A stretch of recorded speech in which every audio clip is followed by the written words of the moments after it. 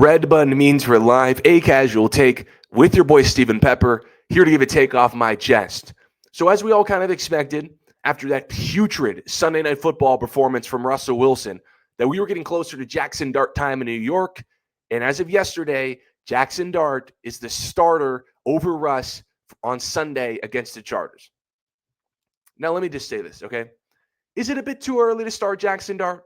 Yes, okay, especially against that great Chargers defense. But I understand why they're doing it.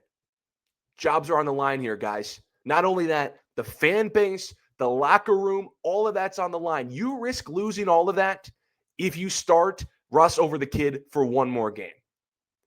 Okay? Because I'm not exaggerating. That Sunday Night Football performance from Russ, when he threw the ball out of bounds 3 times in the red zone, was the hardest watching thing I've ever seen from a quarterback. And no one in New York wants to see that again. That Cowboys game, yeah, he did throw for about 450 yards. But that is an example of broken clocks right twice a day. That was an outlier. He's never doing that again. And from that interception he threw in overtime in Jerry's world to now, he's been atrocious. You can't play him again. And what difference does Jameis Winston make? So again, it might be a bit too premature to play Dart. I would have actually slotted him against the Saints next week as an easier warm-up before he plays Eagles, Broncos, Eagles. But Dabol needs Dart. Neighbors needs Dart. Heck, Los Polos TV's dad needs Dart. Everyone in New York needs Dart. And we're at a point now where you just cannot justify rolling out Dangerous, Mr. Unlimited for even one more game. So I understand why they're doing this. Now, do I have a better understanding because I'm a Malik Neighbors dynasty owner? Of course.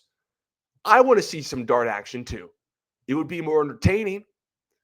Because over the weekend, I might have just lost a fantasy matchup by a few points when Neighbors only got me 3 because Russ couldn't give him the ball. Now, Russ did feed him all those moon balls in Jerry's world, but that's the issue. Russ, it's unfortunate because I used to like Russ growing up. He's moon ball or bust now. If he's not hitting the moon balls, he's the worst starting quarterback in the league. And like I said, since that pick in Dallas in overtime that lost them the game, Russell Wilson hasn't been able to hit the moon balls. In fact, he hasn't completed a pass down the field over 20 yards, and he's thrown 3 picks on those throws. That is completely unacceptable given the talent on this Giants team. Well, what do you mean talent? I said on my guy JV's show on Monday night, we do weekly, we do a Monday night, Sunday Night Football recaps. Go check him out on JV's show on YouTube. I said this Giants roster is one of the most underrated in the league. This isn't the Titans where you look around and you're saying, where's all the good players? I just see a sea of mid. No, the Giants got a bunch of dogs. Scadaboo, Tracy, Neighbors, Robinson, Andrew Thomas is getting healthier, and of course, all the resources they put into that ferocious defensive line. They got a lot of guys, and I've watched the Giants games. They've been in winnable games because of that roster, all 3 of them. And you like to think if they had more competent cornerback play against the Commanders, against the Cowboys or the Chiefs, what are they, 1-2, 2-1 today? They're in a much better position than 0-3. And that's the belief in the Giants locker room, that not only Jaxson Dart gets more reps in the situation, but he gives them a better chance to win. Now, do I agree with that? I don't know. But how much can I dispute that? I'm not there every day. I'm not watching Dart and in the film room with him like Brian Dabol is. But I will say this. I wasn't the biggest fan of Jaxson Dart coming out of Ole Miss. That game always stung for me. When against Florida, Ole Miss was supposed to be this college football playoff contender, and they just choked it away because here's Jaxson Dart throwing a pick against Florida, unranked Florida, cries about it. It gets overturned, and then he comes back and throws another pick.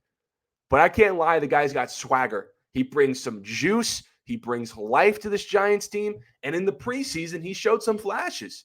He was the best rookie quarterback in the preseason. Here's numbers, 32 of 47. For 372 yards, 3 touchdowns, 0 picks, and also had a rushing touchdown. That's starting the preseason. Now, the Chargers defense might give him a lot of trouble, and it might not be good, but I'm not looking for wins at this point from Jaxson Dart. The season is over for the Giants. It's just like, can Jaxson Dart look good enough to where it saves Malik Neighbors in that locker room? Is he good enough to where it saves Dabol and Joe Shane? Is it good enough to where it inspires fans to not boo every single Sunday? Because that's what they're going to do if Russell Wilson gets rolled out there another Sunday and he puts up that kind of performance. You cannot justify trotting out Danger Russ for one more game if he is going to give you what he did against the Commanders, if he's going to give you what he did against the Chiefs. Yes, against the Cowboys, he was electric, but it's 2 bad games to 1. What's more likely to happen? The bad game. So I understand why they put out Jaxson Dart. To me, I think it's a little too early. I don't really know if Dart is ready yet. I would have put him against the Saints, but Joms, fan base, locker room, all on the line. They need life, so I can see why they're playing Jaxson Dart. But let me know what you guys think. Do you think it's the right decision to play Jaxson Dart? I appreciate everyone for tuning in this episode of A Casual Take. Follow me on Twitter at StephenPepper38. Until next time, see you.